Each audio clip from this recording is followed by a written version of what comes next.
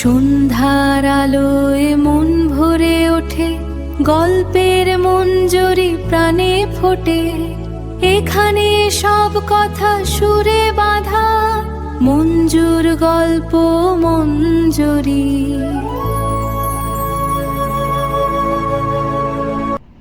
নমস্কার, পড়ে শোনাচ্ছি সুনীল গঙ্গোপাধ্যায়ের প্রথম আলো উপন্যাসের দ্বিতীয় খণ্ডের ৭৩তম পর্ব। স্বামী ও স্ত্রী দুজনেরই খুব বাসনা ছিল দুটি কন্যার পর তাদের তৃতীয় সন্তানটি হবে পুত্র। পুত্রেই বংশের ধারা বহন করে নিয়ে যায়। অভিজাত বংশে পুত্রই খেতাব ও সম্পত্তির উত্তরাধিকারী হয়। কার্জন তার ভাবী পুত্র সন্তানের নামও ঠিক করে রেখেছিলেন। ভারী সুন্দর নাম, ইরিয়ান ডোরিয়ান। কিন্তু হায়, নিয়তির বিচিত্র কৌতুক কে বুঝতে পারে। যথাসময়ে মেরি আবার একটি কন্যার জন্ম দিয়েছিলেন। মেরি তখন ইংল্যান্ডে, কার্জন কলকাতায়। খবর পেয়ে কার্জন নিজে তো নিরাশ হয়েছিলেন বটেই, কিন্তু আরও বেশি উদ্বিগ্ন হয়েছিলেন স্ত্রীর জন্য। মেরির দৃঢ় বিশ্বাস ছিল এবার তিনি পুত্রবতী হবেনই। এই ব্যর্থতায় তিনি বোধহয় ভেঙে পড়বেন। কার্জন মেরিকে সান্ত্বনা দিয়ে চিঠি লিখলেন। মেয়েরও একটি মিষ্টি নাম রাখলেন, নালডেরা। অধিকাংশ ইংরেজ পরিবারেই ১০-১২টা নাম ঘুরিয়ে ফিরিয়ে রাখা হয়। জর্জ আর মেরি, স্মিথ আর জুলি, হ্যারি আর পামেলা, প্রায় প্রতি ঘরে। কার্জনের ঝোঁক অপ্রচলিত, অসাধারণ নামের দিকে। আতুর অবস্থা কাটিয়ে ওঠার কিছুদিন পরেই অজ্ঞাত এক রোগের বীজাণু সংক্রমণে গুরুতর অসুস্থ হয়ে পড়েছিলেন মেরি। কার্জন যখন লন্ডনে এসে উপস্থিত হলেন, তখন মেরির একেবারে মরণাপন্ন অবস্থা। চিকিৎসকরা কোনো ভরসা দিতে পারছেন না। পত্নীর শয্যাপার্শ্বে উপবিষ্ট কার্জনকে দেখে তার পূর্ব পরিচিতরা প্রায় চিনতেই পারে না। কোথায় সেই অহংকার, বলদৃপ্ত পুরুষ? কার্জনের মুখখানি রক্তশূন্য, চোখ দুটি বিপন্ন বালকের মতন। মেরি অকালে চিরবিদায় নিলে কার্জনও যেন আর বাঁচবেন না। এ শুধু তীব্র ভালোবাসা নয়, পরম নির্ভরতা। কার্জনের স্বভাবই এমন। এ পর্যন্ত কারুর সঙ্গে তার ঘনিষ্ঠ বন্ধুত্ব হয়নি। স্কুল কলেজ জীবনের সাথীদের সঙ্গেও খোলামেলা কথাবার্তা বলতে পারেননি। সকলের সঙ্গেই তার ব্যবহার কেতাব দুরস্ত, কঠিন ভদ্রতায় মোড়া। তিনি তার আত্মম্ভরিতা কখনো চাপা দিতে পারেন না। একমাত্র মেরি প্রকৃতপক্ষে তার অর্ধাঙ্গিনী, তার নর্ম সঙ্গিনী। মেরির কাছে তার কোনো কথাই গোপন থাকে না। মেরির সামনে তিনি অনায়াসে ছেলে মানুষই করতে পারেন। মেরি চলে গেলে তিনি বাঁচবেন কী করে? চিকিৎসকদের কথাতেও কার্জনকে হাসপাতালে মেরির কক্ষ থেকে সরানো যায় না। কার্জন এক দৃষ্টিতে চেয়ে বসে থাকেন মেরির মুখের দিকে।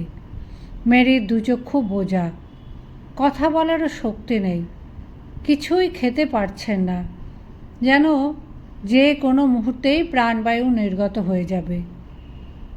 একসময় মনে হলো মেরি ফিসফিস করে কি যেন বলছেন আপন মনে। কার্জন ব্যস্ত হয়ে নিজের কান ঝুঁকিয়ে দিলেন মেরির ঠোঁটের কাছে। খুব অস্পষ্টভাবে শুনতে পেলেন মেরি বলছে, ইরিয়ান ডোরিয়ান, আমাদের ছেলে, সে এলো না। তোমাকে আমি পুত্র সন্তান দিতে পারলাম না। কার্জন ব্যাকুলভাবে বললেন, ডার্লিং, ও নিয়ে একদম চিন্তা করো না। নালডেরা তো এসেছে, কী সুন্দর ফুটফুটে মেয়ে, ওকে নিয়েই আমরা সন্তুষ্ট থাকব। ইরিয়ান ডোরিয়ান পরে আসবে। মেরি মাথা নাড়াবার চেষ্টা করে ক্লিষ্ট কণ্ঠে বলেন, না, আর সে আসবে না। আমি শেষ হয়ে যাচ্ছি, শেষ। কার্জন বললেন, আমরা দুজনেই একদিন শেষ হয়ে যাব। আমরা চলে যাবার পর আমাদের ছেলে রইল কি মেয়ে রইল, তাতে কি আসে যায়? মেরি বললেন, আমি আগে চলে যাব তোমাকে ছেড়ে। কার্জন বললেন, তাহলে আমারও বেশি দেরি হবে না মেরি, প্রিয়তমে। যদি স্বর্গ বলে কিছু থাকে, সেখানে গিয়ে তুমি আমার জন্য অপেক্ষা করবে তো? মেরি হাঁপাতে হাঁপাতে বললেন, হ্যাঁ জর্জ, আমি অপেক্ষাই থাকব। আমাদের দুজনের সমাধি হবে পাশাপাশি। মার্বেল পাথরের দুটি মূর্তি গড়াতে বলে দিও। সে মূর্তি দুটি চেয়ে থাকবে মুখোমুখি। তারপর মেরি চোখ বুঝলেন। এরপরেও নিয়তির বিচিত্র খেলা চলল। নিয়তি যেন একেবারে জমের দুয়ার থেকে ফিরিয়ে আনলো মেরিকে। চিকিৎসকদের হতবাক করে দিয়ে হঠাৎ দ্রুত সুস্থ হয়ে উঠতে লাগলেন মেরি। সংকট কেটে গেল। কার্জন আবার চাঙ্গা হয়ে উঠলেন। লন্ডনের অভিজাত সমাজ তাকে পাওয়ার জন্য উন্মুখ হয়েছিল। কার্জন শুরু করলেন মেলামেশা। কার্জন যদিও দ্বিতীয়বারের জন্য ভারতের গভর্নর জেনারেল পদে নিয়োগপত্র পেয়ে গেছেন, কিন্তু তার পরিচিতরা অনেকে বলাবলি করতে লাগলো কার্জনের আর ভারতে ফিরে না যাওয়াই উচিত। ওই অস্বাস্থ্যকর দেশে বেশি দিন থাকার দরকার কি? মেরির যা শরীরের অবস্থা, তার পক্ষে এখন কলকাতায় ফেরার প্রশ্নই ওঠে না। কার্জনের শরীর ভালো থাকে না মাঝে মাঝে। লন্ডনে থাকলে শুধু যে স্বাস্থ্যোদ্ধার হবে তাই নয়, আরও বড় কাজের জন্য তিনি চেষ্টা চালাতে পারবেন। কার্জন কি পরবর্তী প্রধানমন্ত্রী হতে পারেন না? তার যোগ্যতা কম কিসে? শুধু গভর্নর জেনারেল হয়েই তিনি সন্তুষ্ট থাকবেন কেন? প্রধানমন্ত্রী হলে তিনি সমস্ত গভর্নর জেনারেলদের চালনা করতে পারবেন। মেরিরও সেই রকমই ইচ্ছে। তার মতে তার স্বামী প্রধানমন্ত্রী পদের যোগ্যতম ব্যক্তি। মেরি জানেন তিনি আমেরিকান বলে ইংল্যান্ডের অভিজাত সমাজের অনেক মহিলারা তার আদব কায়দার জ্ঞানের অভাব কিংবা বাড়াবাড়ি দেখে আড়ালে হাসাহাসি করে। প্রধানমন্ত্রীর স্ত্রী হলে আর কেউ পরিহাস করার সাহস পাবে? কার্জন অবশ্য ভারতে ফেরার জন্য বদ্ধপরিকর। প্রধানমন্ত্রিত্ব লাভের উচ্চাকাঙ্ক্ষা তার আছে অবশ্যই, কিন্তু তার জন্য ব্যস্ততার কি আছে? কোনো কাজ অর্ধসমাপ্ত রেখে ফেলে চলে আসা কার্জনের স্বভাব বিরুদ্ধ। ভারতে তার আরব্ধ কার্যগুলি সম্পন্ন করতেই হবে। সমস্ত স্তরের কর্মচারীদের মধ্যে কঠোর নিয়মশৃঙ্খলা প্রবর্তনের জন্য তিনি বদ্ধপরিকর। বেঙ্গল প্রেসিডেন্সি অর্থাৎ বঙ্গদেশ টুকরো টুকরো করার যে প্রস্তাব তোলা হয়েছে তাও কার্যকর করতে হবে। তিনি এমন একটা ব্যবস্থা করে আসতে চান যাতে ভারতবাসী চিরকালের জন্য মনে করেন যে সেখানে ইংরেজ শাসন অতি আদর্শ এবং দৈব আশীর্বাদ। তাছাড়া সেনাবাহিনীর প্রধান লর্ড কিচনারের সঙ্গে তার যে মতবিরোধ শুরু হয়েছে, তার মীমাংসা না করে ভারত ছেড়ে চলে এলে সেটা পরাজয়ের মতন মনে হবে না? কোনো ব্যাপারে পরাজয় স্বীকার করা জর্জ ন্যাথানিয়েল কার্জনের ধাতুতে নেই। নিয়তি কার্জনকে নিয়ে যে পাশা খেলছে তার একটি অতি শক্তিশালী ঘুঁটি হলো ভারতের সেনাধ্যক্ষ লর্ড কিচনার। দক্ষিণ আফ্রিকায় যুদ্ধজয়ী এই কিচনার আপামর ইংরেজ জনসাধারণের কাছে জাতীয় বীরের সম্মান পায়। কার্জন নিজেই কিচনারকে ভারতের সেনাপতিত্ব করার জন্য আহ্বান জানিয়েছিলেন। ইংরেজরা যাকে এত বড় বীর মনে করে সে কার্জনের অধীনে কাজ করবে, এতে কার্জনের অহমিকা তৃপ্ত হবে। কিন্তু কিচনার কারোর অধীনে থাকার পাত্র নন। দম্ভ ও আত্মাভিমানে তিনি কার্জনের চেয়ে মোটেই কম যান না। বরং বলা যায় কূট বুদ্ধি ও মানব চরিত্র বোঝার ক্ষমতা কার্জনের চেয়েও তার বেশি। এই দুজনের চেহারা ও চরিত্র যেন সম্পূর্ণ বিপরীত। কার্জন রূপবান ও সুপুরুষ, আর কিচনার এক প্রবল আকর্ষণীয় ব্যক্তিত্ব, প্রায় 6 ফুট লম্বা, সেরকমই স্বাস্থ্যবান। কিচনার যেন প্রায় একটি দৈত্য। মস্ত বড় মুখখানিতে প্রধান দ্রষ্টব্য তার গোঁফ। কার্জন কথা বলেন শান্ত গম্ভীর স্বরে, প্রতিটি শব্দ মেপে, আর কিচনারের কণ্ঠে যেন বাঘের গর্জন।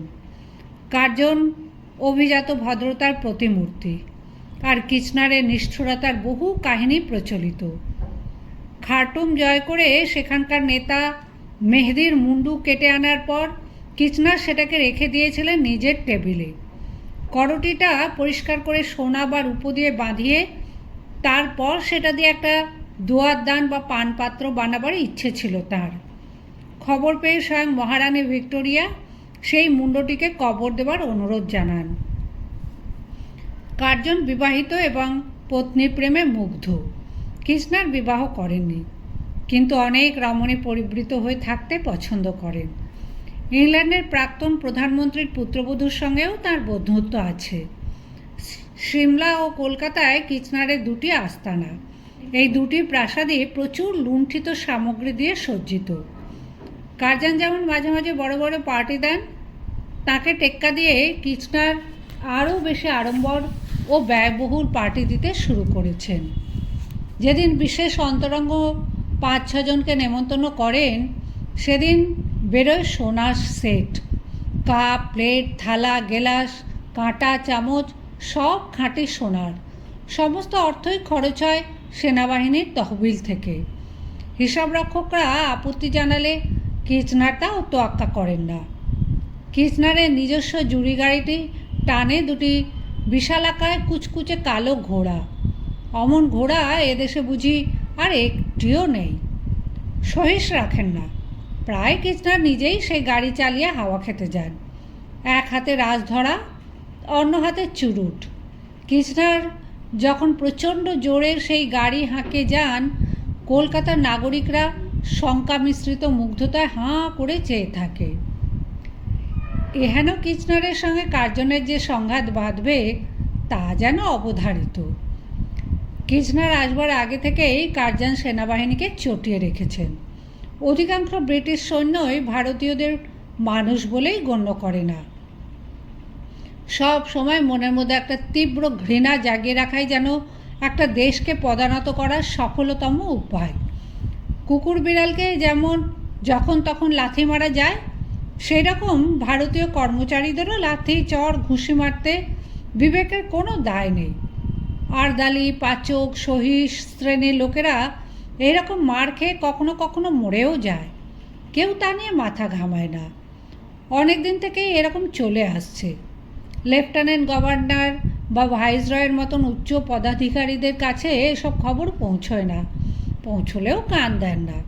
কিন্তু প্রতিটি খুঁটিনাটি বিষয়ে কার্জনের নজর। ইংরেজদের কোনো রকম বর্বর ব্যবহার তিনি সহ্য করতে রাজি নন। কার্জনের মতে ইংরেজরা তো শুধু এদেশ শাসন বা শোষণ করতে আসেনি, তারা এই মূর্খ দরিদ্র দেশের মানুষদের সভ্যতা দান করতে এসেছে। এদেশের শিল্প পুরাকীর্তিগুলি দেখলে বোঝা যায় এককালে এরা সম্পন্ন ছিল, সভ্য ছিল। এখন একেবারে অধঃপতিত হয়ে গেছে। নিজেদের দেশ শাসন করার ক্ষমতাও এদের নেই। তাই তো ইংরেজরা দেশ শাসনের দায়িত্ব বহন করতে এসেছে, এদের আবার সভ্য করতে এসেছে। শ্বেতাঙ্গরা স্বেচ্ছায় এই কৃষ্ণাঙ্গদের দায়িত্বের বোঝা কাঁধে তুলে নিয়েছে। এদের সামনে ইংরেজরা যদি অভদ্র, অশোভন বা বর্বরোচিত ব্যবহার করে, তাতে তো ইংরেজ জাতিরই দুর্নাম হয়।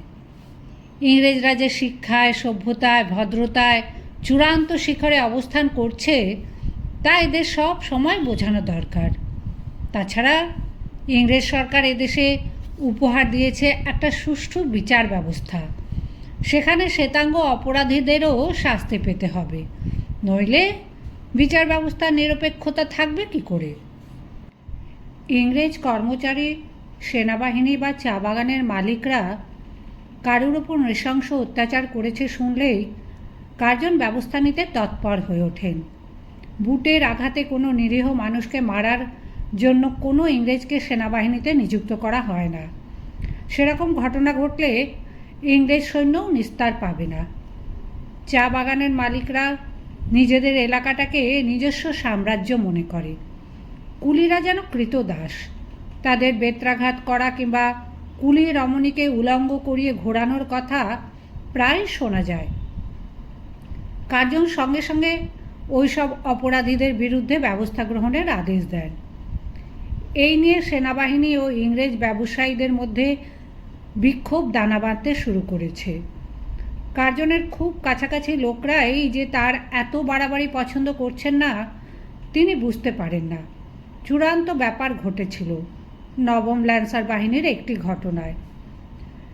এই অশ্বারোহী বাহিনী অতি সুখ্যাত ও সেনাবাহিনীর গর্ব।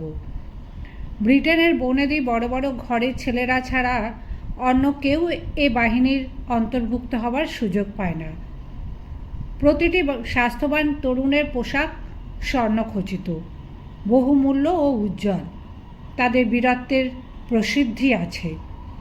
দক্ষিণ আফ্রিকায় বুয়রদের বিরুদ্ধে তারা সাহসের সঙ্গে লড়াই করেছে। দক্ষিণ আফ্রিকা থেকে তারা সরাসরি এসেছে ভারতে। তাদের স্থান হয়েছে শিয়ালকোট সেনাবাসে। প্রথম দিন দীর্ঘ পথ পেরিয়ে পৌঁছবার পর শুরু হয়েছিল দারুণ খানাপিনা, সেই সঙ্গে নাচ গানের হুল্লোড়। কিছুটা নেশা হওয়ার পর কয়েকজন যুবকের মনে হলো, ভারতের মেয়েরা কীরকম, একটু চেখে দেখলে হয় না? দক্ষিণ আফ্রিকার যুদ্ধের সময় প্রচুর নারীর ওপর বলাৎকার করা হয়েছে। ভারতের নারীরা কি তাদের চেয়ে আলাদা? আটু নামে একজন আর্দালি ছিল সেখানে। তাকে হুকুম করা হলো, এই কয়েকটা মেয়ে জোগাড় করে আনতো। আটু রাজি হলো না।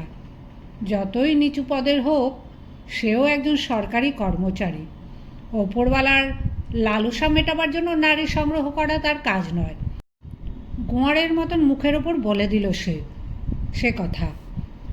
তাকে ভীতি প্রদর্শন, বকশিসের লোভ দেখিয়েও কাজ হলো না। তখন শুরু হলো মার। 2-3 তরুণ সেনানী আটুকে ঘিরে ধরে লাথি আর ঘুষি চালাতে লাগলো। আটুর একটা চোখ উপড়ে বেরিয়ে এলো। ভেঙে গেল পাঁজরের বেশ কয়েকটা হাড়। সে অচৈতন্য হয়ে যাওয়ার পরেও কিছুক্ষণ চলল প্রহার। তারপর রক্তাপ্লুত অবস্থায় সে বারান্দায় পড়ে রইল সারা রাত। পরদিন বেলা বাড়ার পর আটুকে হাসপাতালে পাঠানো হলো বটে, কিন্তু আটু বাঁচল না। এইসব ঘটনা চাপা দেওয়া মোটেই শক্ত না। একজন নেটিভ মারা গেছে, তাতে কি হয়েছে? কারুর কোনো শাস্তি হলো না।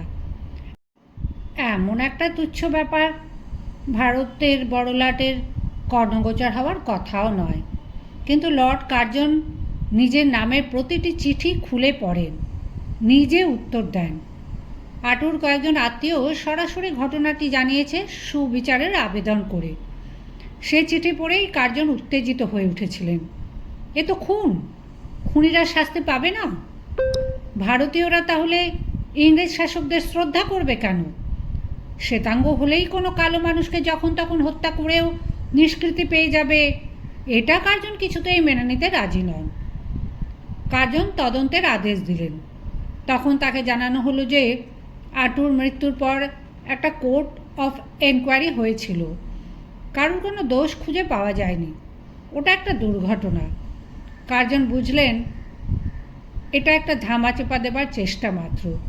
তিনি তখন সেনাবাহিনীর প্রধানকে বলেছিলেন ব্যবস্থা গ্রহণ করতে। 2 সেনাধ্যক্ষের ওপর আবার নতুন করে তদন্তের ভার দেওয়া হলো। তাতেও একটি অশ্বডিম্ব প্রসব হলো। কার্জন আগেও কয়েকবার দেখেছেন, ভারতীয়দের ওপর অন্যায় অত্যাচার করলে কোনো শ্বেতাঙ্গকেই শ্বেতাঙ্গ বিচারকরা শাস্তি দেবার সুপারিশ করেন না, বরং নিজের জাত ভাইদের আড়াল করার চেষ্টা করে সব সময়। আর ভারতীয় বিচারকদের মানবেই না শ্বেতাঙ্গরা। এবারেও জানানো হলো যে নবম ল্যান্সার বাহিনীর কোনো দোষী নেই। ওই আটু লোকটা ছিল একটা মাতাল, লম্পট, মিথ্যেবাদী। ওই রাতে সে ওই সেনা শিবিরে ছিলই না। কার্জন আরও ক্ষিপ্ত হয়ে উঠেছিলেন। ন্যায় নীতি ও শৃঙ্খলা প্রতিষ্ঠা তার বীজ মন্ত্র। সেনাবাহিনী যদি এরকম যদৃচ্ছ কারবার চালিয়ে যায়, তাদের শাস্তি না হয়, তাহলে কোনো ভাইসরয় তাদের শৃঙ্খলা আরোপ করার সাহস পাবে না। নবম ল্যান্সার বাহিনীতে ডিউক আর্লদের ছেলেরা রয়েছে, তো কি হয়েছে? তাদের যে কোনো বাঁদরামি সহ্য করতে হবে? প্রকৃত দোষীদের নাম কেউ প্রকাশ করল না বলে কার্জন স্বয়ং ওই পুরো রেজিমেন্টকেই শাস্তি দেওয়ার ব্যবস্থা করলেন। আগামী 6 মাসের জন্য সকলের ছুটি বন্ধ। যারা ছুটিতে ছিল তাদেরও ডেকে এনে ছুটি বাতিল করা হলো। শুধু সৈনিকেরাই নয়, ভারতের সকল শ্রেণীর ইংরেজ কার্জনের এই উগ্রতায় অসন্তুষ্ট হলো। সুখ্যাত নবম ল্যান্সার বাহিনীকে এমনভাবে অপদস্থ করা মোটেই উচিত হয়নি, তাও কিনা সামান্য একটা আর্দালির জন্য। কার্জনের এত নেটিভ প্রেম কেন? লর্ড ক্যানিংয়ের মতন, লর্ড রিপনের মতন এই লর্ড কার্জনও নিগারদের প্রতি ভালোবাসায় গদগদ। এইসব বার্তা লন্ডনেও পৌঁছলো। সেখানেও অনেকেই মনে করলো কার্জনের ঔদ্ধত্য যেন সীমা ছাড়িয়ে যাচ্ছে। সেনাধ্যক্ষদের অগ্রাহ্য করে কার্জন নিজের আধিপত্য জাহির করেছেন। সম্রাটও এই বিবরণ শুনলেন এবং জানালেন যে কার্জন অহেতুকভাবে কঠোর শাস্তি দিয়ে ঠিক করেননি, কিন্তু নিজের সিদ্ধান্তে দৃঢ় রইলেন কার্জন। এরপর কিচনার সেনাপতি হয়ে আসার পর কিছুদিনের মধ্যেই বুঝে গেলেন যে ভাইসরয়ের বিরুদ্ধে সেনাবাহিনীর মধ্যে কতখানি ক্ষোভ রয়ে গেছে। তিনি সরাসরি কার্জনের সঙ্গে প্রতিদ্বন্দ্বিতায় গেলেন না। এমনি বেশ বন্ধুত্বের সম্পর্ক রইল। কার্জন দম্পতিকে তিনি নেমন্তন্ন করে খাওয়ান, মেরির সঙ্গে হাস্য পরিহাস করেন, কিন্তু কিচনার প্রথম থেকেই ঠিক করে নিয়েছেন তিনি তার উপরে অন্য কারোর কর্তৃত্ব মানবেন না। সেনাবাহিনীর সব অফিসারদেরও তিনি দলে পেয়ে যাবেন। কিচনারের চেহারা অত বিশাল হলেও তার আক্রমণ পদ্ধতি খুব সূক্ষ্ম। এতকাল ধরে ভারতীয় সেনাবাহিনীতে সেনাপতিরা সর্বময় ক্ষমতার অধিকারী ছিলেন না। প্রধান সেনাপতি যুদ্ধনীতি ঠিক করবেন, কোন বাহিনীকে কোথায় পাঠানো হবে কিংবা পদোন্নতি, শৃঙ্খলা রক্ষা ইত্যাদির দায়িত্বও তাঁর। কিন্তু অর্থ বরাদ্দ, রসদ সংগ্রহ ইত্যাদি ঠিক করেন ভাইসরয়ের একজন সামরিক উপদেষ্টা। এই সামরিক উপদেষ্টাটি পদমর্যাদায় প্রধান সেনাপতির অনেক নিচে, কিন্তু ইচ্ছে করলে তিনি প্রধান সেনাপতির কিছু কিছু চাহিদা বাতিল করে দিতেও পারেন। কিচনার বললেন ওই সামরিক উপদেষ্টার পদটি তুলে দেওয়া হোক। কার্জন তাতে রাজি হতে পারেন না, তাহলে প্রধান সেনাপতির ক্ষমতা একেবারে লাগাম ছাড়া হয়ে যায়। কিচনার প্রকৃতপক্ষে সেটাই চান। কার্জন তাকে নানাভাবে বোঝাবার চেষ্টা করলেন, কিন্তু কিচনার অনড়। মোক্ষম চাল চাললেন কিছুদিন পর। সামরিক উপদেষ্টা স্যার এডমন্ড এলিস একটা খসড়া প্রস্তাব পেশ করেছিলেন। কিচনা তাতে অসম্মতি জানিয়ে সই দিতে রাজি হলেন না, এমনকি পদত্যাগেরও হুমকি দিলেন। এ ব্যাপারে চূড়ান্ত সিদ্ধান্ত নিতে পারেন ব্রিটিশ প্রধানমন্ত্রী। লর্ড সলসবেরির পর তাঁরই আত্মীয় লর্ড বেলফুর প্রধানমন্ত্রী হয়েছেন। বয়সে কার্জনের চেয়ে কিছুটা বড় হলেও তিনি অনেক দিনের পরিচিত, কার্জনের প্রায় বন্ধুস্থানীয় বলা যায়। Secretary of state for India হয়েছেন সেন্ট জন ব্রডরিক। ভারত শাসনের ব্যাপারে প্রধানমন্ত্রী এরই মতামত নিয়ে চলেন। এই ব্রডরিক কার্জনের সহপাঠী, কার্জনদের গ্রামের বাড়িতে গিয়েও থেকেছেন কয়েকবার। সুতরাং কার্জন এইভাবে নিশ্চিন্ত রইলেন যে প্রধানমন্ত্রী এবং ভারত সচিব তাঁকেই সমর্থন করবেন। কার্জন নিজের রূপ, গুণ, ক্ষমতায় নিজেই এত মুগ্ধ যে তার আত্মরতি অনেকটা নার্সিসাসের মতন। তিনি অন্যের দিকে তাকান না। তিনি খেয়ালই করেননি যে রাজনীতিতে বন্ধুত্ব বলে কিছু নেই। প্রধানমন্ত্রী হবার আগেকার বেলফুর আর পরের বেলফুর এক মানুষ নন। ভাবি প্রধানমন্ত্রী হিসেবে কার্জনের নাম যদি কেউ ফিসফিস করেও উচ্চারণ করে, তবে তা বর্তমান প্রধানমন্ত্রী সহ্য করবেন কেন? কার্জনের ক্ষমতার উচ্চাভিলাষ বেলফুর মোটেই সুনজরে দেখছেন না। বাল্যসখা ব্রডরিকও এখন কার্জনের একজন প্রতিদ্বন্দ্বী। কার্জন মনে করেন ভারত শাসনের সম্পূর্ণ রাশ তাঁর হাতে। তার ভাবভঙ্গি মোগল সম্রাটদের মতন, কিন্তু ভারত সচিবের সম্মতি ছাড়া কোনো নীতি কি বিধিবদ্ধ হতে পারে? দূর থেকে সমস্ত কলকাঠিই তো নাড়ছেন ব্রডরিক। কার্জনকে বেশি উঁচুতে উঠতে দিতে তিনি রাজি নন। তাছাড়া কিচনারের পদত্যাগের হুমকি লঘুভাবে নেওয়া যায় না। কিচনার একজন জাতীয় বীর। ইংল্যান্ডের সাধারণ মানুষের মধ্যে তার বিপুল জনপ্রিয়তা। তিনি সত্যিই পদত্যাগ করলে এই সরকারের প্রতি সাধারণ মানুষ রুষ্ট হতে পারে। পরবর্তী নির্বাচনে তার প্রভাব পড়বে, ভোট অনেক কমে যেতে পারে। মেরি কিছুটা সুস্থ হয়ে ওঠার পর কার্জন যখন বাইরে ঘোরাঘুরি করতে শুরু করলেন, তখন আস্তে আস্তে টের পেলেন কিচনার ওপর মহলে গোপনের চিঠি চালাচালি করছেন।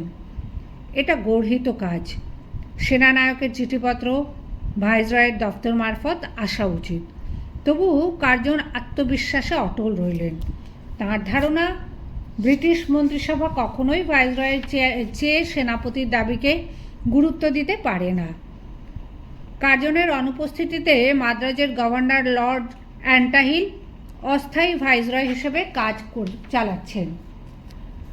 কার্জন চিঠিপত্রে তাঁর সঙ্গে নিয়মিত যোগাযোগ রাখেন, ভারতের খবরাখবর পান। একদিন কার্জন পিকাডেলি সার্কাস দিয়ে গাড়িতে আস্তে আস্তে ভাবলেন, অনেকদিন লন্ডনের রাস্তা দিয়ে হাঁটা হয়নি। আসন্ন শীতে ক্রিসমাসের প্রস্তুতি চলছে। শহর খুব সুন্দরভাবে সেজেছে। পায়ে হেঁটে না ঘুরলে এই রূপ ঠিক উপভোগ করা যায় না। গাড়ি ছেড়ে দিয়ে কার্জন হাঁটতে লাগলেন। বিকেল হতে না হতেই আকাশ অন্ধকার হয়ে আসে। আর কয়েকদিনের মধ্যেই শুরু হবে কুয়াশা। দোকানগুলিতে বিজলি বাতি জ্বলছে। টিপি টিপি বৃষ্টি শুরু হলো। কার্জনের কাছে ছাতা নেই, রেনকোট আনেননি। তবু হাঁটতে ভালোই লাগছে তার।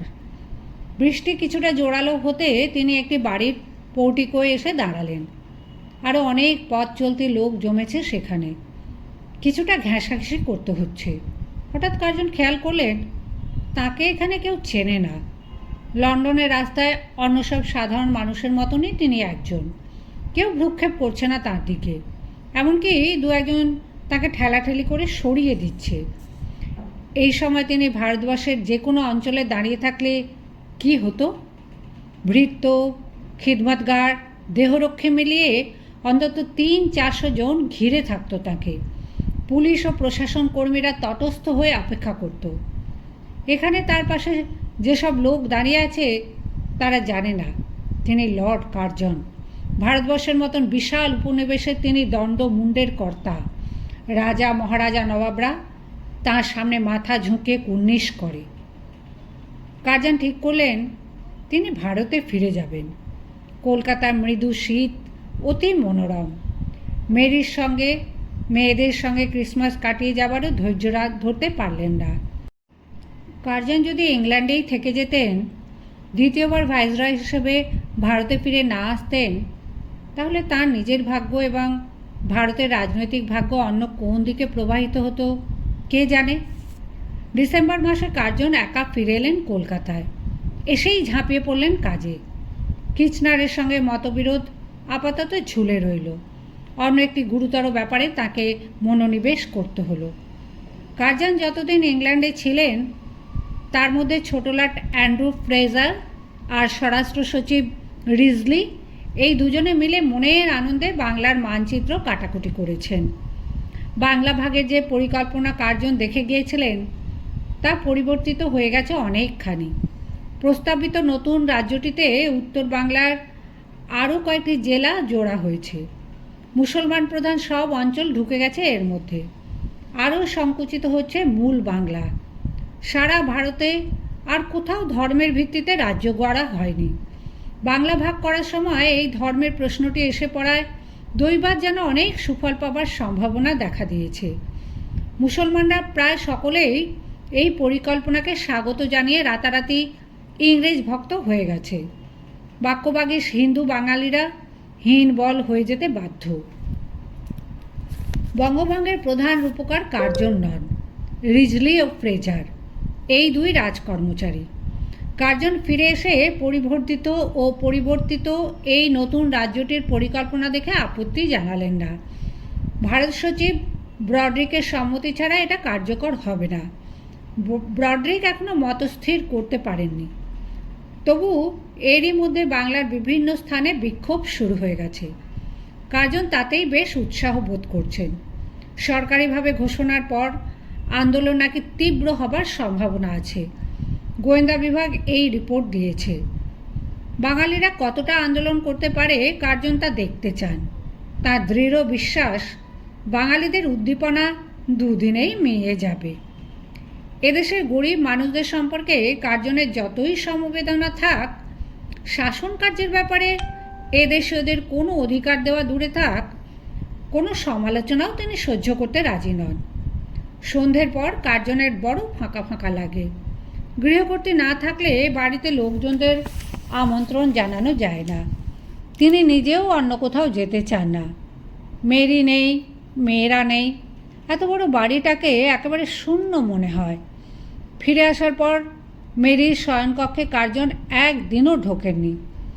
একদিন সেই ঘরের দরজার কাছে এসে দাঁড়িয়েছেন, অকস্মাৎ তার চোখে জল এসে গেল। কত যত্ন করে মেরি ঘরগুলি সাজিয়েছে, আর কি সে এখানে কখনো ফিরে আসবে? বছরের পর বছর কার্জনকে একাকী কাটাতে হবে রাত। একজন কর্মচারী কিছু একটা বলতে আসতেই কার্জন চট করে চোখ মুছে ফেললেন।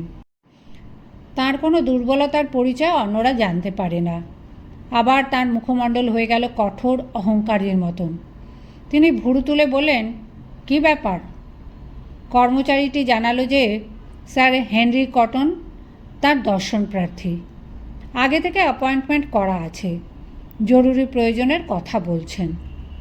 কার্জন ভ্রু কুঞ্চিত করে রইলেন। Henry cotton? সেই নিমাখারামটা? এই হেনরি কটন কিছুকাল আগেও যা ছিল আসামের চিফ কমিশনার, ব্রিটিশ রাজকর্মচারী। এখন অবসর নিয়ে ভারত দরদি হয়ে উঠেছেন, এমনকি কংগ্রেসের প্রেসিডেন্ট হয়েছেন। কার্জন যে কংগ্রেসকে ধ্বংস করে দিতে চান তার প্রধান হয়েছেন হেনরি কটন, অর্থাৎ তার প্রতিপক্ষ। হেনরি কটন বঙ্গভঙ্গ প্রস্তাবের বিপক্ষে। শাসন কার্যের সুবিধের জন্যই বঙ্গদেশ ভাগ করার প্রথম প্রস্তাব উঠেছিল। সেই শাসন কার্যের ব্যাপারে হেনরি কটনের দীর্ঘকালের প্রত্যক্ষ অভিজ্ঞতা আছে। সুতরাং এ প্রস্তাব রদ করার জন্য তিনি সরকার পক্ষকে বুঝিয়ে বলতে চান। বাঙালিদের সঙ্গে গলা মিলিয়েছেন হেনরি কটন। তিনি কি চান একদিন একজন বাঙালিবাবু এসে গভর্নর হয়ে বসবে? সেটাই কার্জন চিরকালের মতন রুদ্ধ করে দিয়ে যাবেন।